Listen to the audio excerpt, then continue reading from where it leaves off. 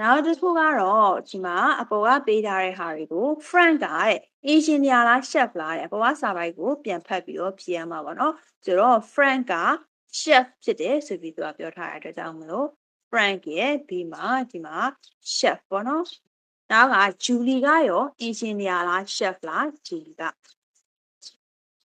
Julie ကအပေါ်မှာ she's an engineer လို့ပြောထားရနော်အဲ့တော့ Julie က engineer ပါ Julie is from Italy လား Australia လား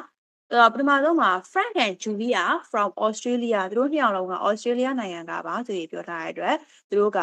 Australia ကပါ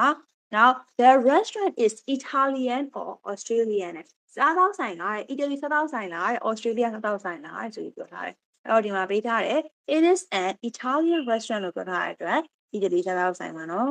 နောက်တစ်ခုက Frank and Julie are in Melbourne လား in Italy လား for 10 days အဲ့ဒီမှာပါနော် Now they are in Italy for 10 days ဆိုပြီးပြောထားတဲ့အတွက် Italy မှာပါနောက်က